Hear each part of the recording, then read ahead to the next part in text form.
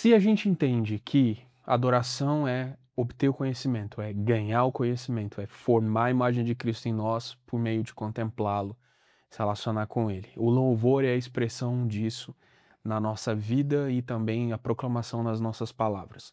Louvor e adoração não envolvem música. Em essência, a música não tem nada a ver com essa história.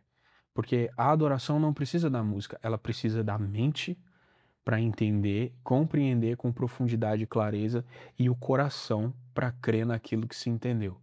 É para isso que a adoração ela usa a mente e o coração. Enquanto que a proclamação, o louvor, usa as mãos e a boca. Você adora com a mente e o coração.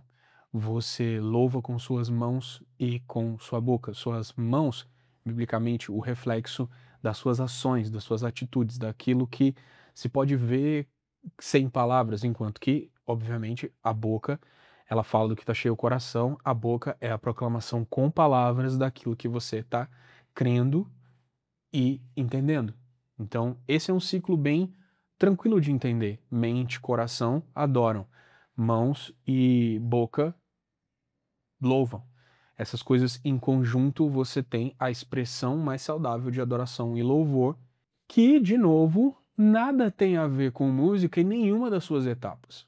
Onde então está a música nessa história e por que que a gente usa música no louvor e na adoração? Por que que nós somos músicos e não simplesmente pregadores? Em primeiro lugar, é que músicas são pregações. Todas as músicas são pregações. As músicas que você escuta, sejam, eu vou usar expressões aqui que eu não costumo gostar, mas músicas seculares e músicas sacras são todas expressões e pregações. Arte é manifestação de ideia nesse sentido. Essa arte intencional de expressão de sentimento, ela carrega uma ideia sempre. E não precisa necessariamente ser musical. Por que que a gente usa a música, então?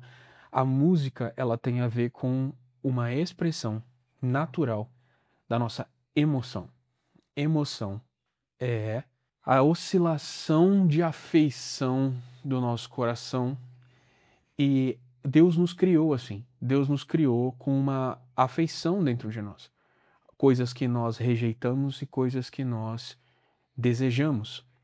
Expressões e paixões e também rejeição e ódio, aquilo que a gente ama e quer se aproximar, aquilo que a gente detesta e quer rejeitar e se afastar. Deus nos criou dessa forma porque Ele queria que nós o amássemos, assim como Ele nos ama e como um reflexo da própria Trindade, porque a Trindade é vou chamar de organismo, em que as três pessoas da Trindade se amam. O Pai ama o Filho ama o Espírito ama o Pai, e eles se amam ali. E então ele nos criou à sua imagem e semelhança com a capacidade de amar. A existência da capacidade de amar, se apegar e se aproximar reflete no seu oposto, que é se eu sou capaz de amar algo e por isso me aproximo, eu também sou capaz de rejeitar algo e por isso me afasto. Então, as afeições do nosso coração são para Deus, por isso nós nos aproximamos dele. Elas são contrárias ao pecado, por isso nós nos afastamos do pecado. Deus nos criou para amá-lo, embora ele não tenha nos prendido a esse amor.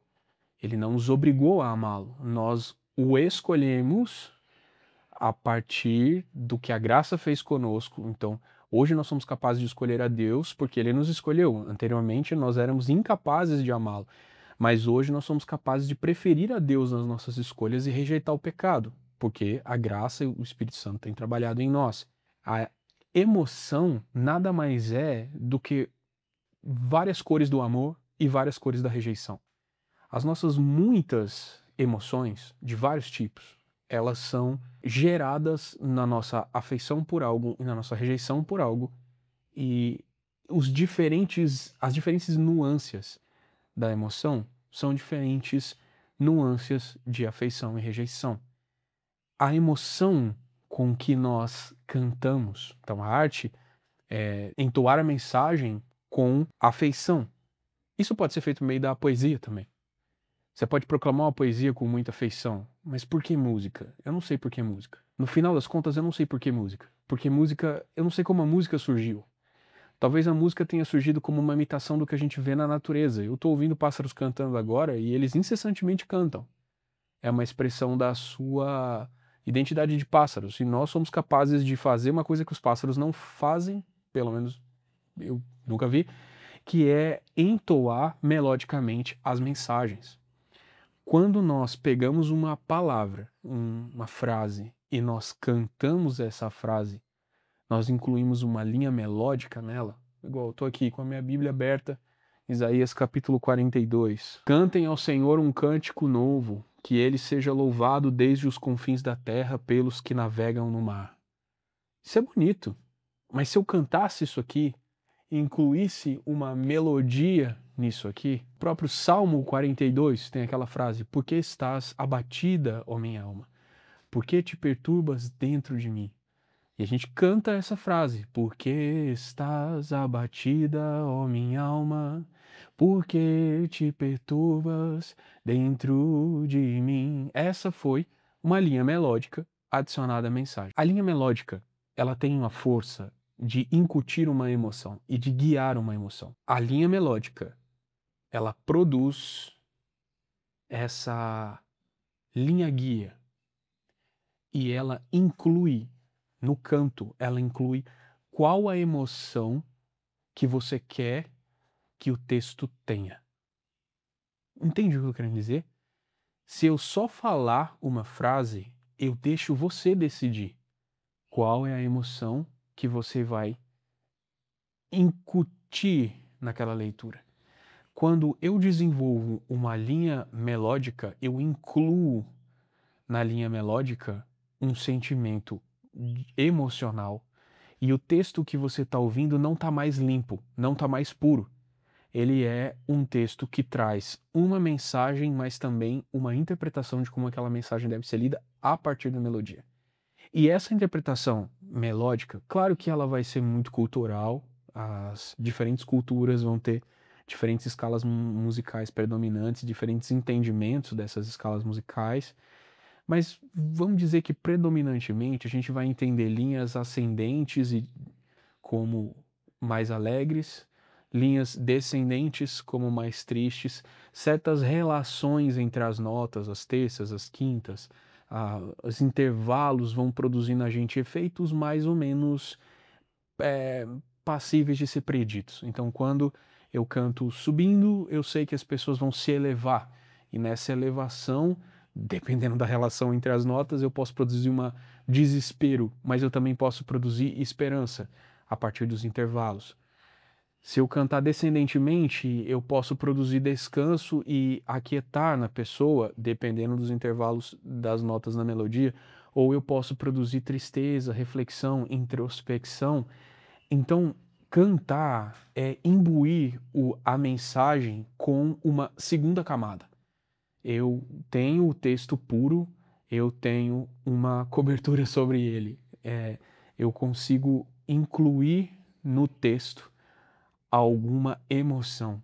E isso amplia o entendimento do texto.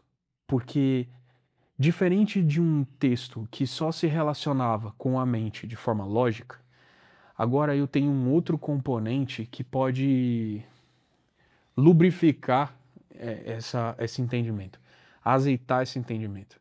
Eu tenho algo a ser dito, mas eu também como eu quero que você entenda. É por isso que a linha melódica é fundamental. Cantar músicas que tenham conteúdos coerentes com suas linhas melódicas.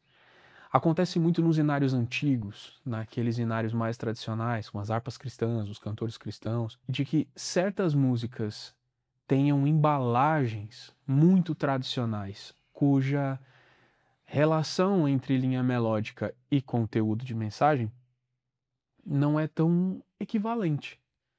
Músicas com letras muito tristes, falando de assuntos muito densos, com conteúdos melódicos, com formações melódicas muito alegres. Na música cristã contemporânea, o que acontece muito é que as linhas melódicas são menos criativas, explora-se menos linhas criativas. Eu tenho um motivo para isso, eu entendi como isso acontece, hoje eu critico menos essa criatividade. Melódica, eu entendo como acontece e talvez eu tenha percebido formas de usar isso de maneira positiva. Mas o fato é que a gente entende uma mensagem e entende como essa mensagem deve ser entoada através da melodia. A música tem 4 componentes, mas 3 componentes musicais e um componente não musical.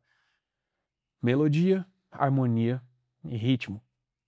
Fora a letra, que é um conteúdo que não é musical, é um conteúdo, enfim, de texto. Se a gente entende que a linha melódica está relacionada com a emoção, entoar essa linha melódica de uma maneira em que a emoção seja transparente é contribuir para um alinhamento saudável entre a linha melódica e o texto cantado. Então, se é uma música de alegria e de comemoração e de celebração, não cante com voz frouxa. Proclame, celebre e inclua na sua adoração a emoção adequada para aquela letra. Entoe a melodia de forma adequada. Se é uma música introspectiva, de arrependimento, de retorno a Deus, de confissão de pecados, posicione a sua voz de maneira intimista. Cante, claro, com vigor, nada de boca mole, mas entoe de maneira a ter coerência, a sua execução tendo coerência com o sentimento da melodia. Como que se obtém isso? Ouvindo boas execuções e sendo mais racional do que apaixonado. Quando você vai ensaiar com a sua banda, vocês estão ali pensando as músicas que vocês vão usar no seu repertório e caiu uma determinada música para vocês executarem. Você vai olhar para aquela música e você vai se despir das suas paixões. Eu gosto de cantar com boca mole, frouxinha, eu gosto de cantar esse popzinho lambisgoio, né, e sensual que acontece em muita música gospel. Mas a letra combina com isso? Tipo, é uma música intimista, é um carinho, você e a congregação vão cantar para Deus algo de doçura, de delicadeza, de declaração de amor, assim, né? Tem músicas que são assim e que são até saudáveis em muitos sentidos. Combina? Então entoe, tá? Obviamente eliminando a sensualidade da sua execução, mas cante de maneira suave, de maneira doce, aproxime as pessoas naquele momento e entenda que a congregação vai imitar você. Então, entoe dessa forma. Se você olha para a letra e vê que ela é uma letra jubilante, de vitória, de glória, de proclamação, cara, canta para cima. Eu tive um amigo que falava muito de canto comigo, que me ensinou muitas coisas e que ele ensinou que muitas vezes a projeção da voz não tem a ver com a potência da voz de peito, não tem a ver com a garganta, aparelho fonador, não, ela tem a ver com a posição da mente. E a gente precisa aprender a posicionar a mente da gente naquele lugar em que a música deve estar. Então, uma música de celebração, ela é para fora e para cima, e você posiciona o seu pensamento ali. Entenda aquilo, essa música é para fora e para cima. E aí, com essa posição mental, todo o seu aparelho cantor, aparelho fonador e projeção vai acompanhar isso. Se você entende que a música é intimista, então cante para baixo e para dentro, e você vai entender que o seu aparelho vai acompanhar essa disposição. Essa maneira de entoar não vem de como você gosta de cantar. Eu gosto de cantar para dentro. Eu não gosto de cantar para fora. Não, não é assim. Ela vem da necessidade de você entregar a mensagem de acordo com o que ela quer ser. Então, músicas de celebração são cantadas com voz plena. Músicas intimistas são cantadas com mais introspecção. E não é você quem decide se a sua voz é melhor numa posição ou em outra. É a mensagem. O ministro de louvor, ele não é um cantor. Ele não serve para cantar como ele quer cantar ou como ele prefere cantar, mas ele serve a congregação com aquilo que a música pede. Isso pode exigir que a gente seja desapaixonado da nossa função também. Em algum momento, pode ser que você não seja o melhor cantor para aquela música, porque não é seguro para você entoar de determinada forma. Eu não me dou bem com certos estilos musicais e tá tudo bem, eu consigo entender que a melhor coisa É a congregação ser conduzida para o lugar que aquela letra quer levá-la. E se eu não for o melhor condutor para aquele momento, eu entrego essa condução para uma outra pessoa. A maioria dos ministros de louvor precisa ser versátil e aprender a conduzir sua voz em diferentes posições. Isso não tem a ver com teatro ou com fingir, isso tem a ver com propósito. O que é que precisa ser entregue para a igreja? Se a igreja precisa receber isso aqui para entender essa canção de acordo com a riqueza dela, então eu vou cantar dessa forma. É isso. Linhas melódicas são fundamentais. A gente precisa ouvir e entender linhas melódicas. Eu vou marcar aqui em falar sobre simplicidade do gospel moderno depois e porque eu acho que isso não é tão errado quanto parece. Mas pode ser. Deixa isso para depois. Próximo vídeo eu vou falar de disposição mental e harmonia.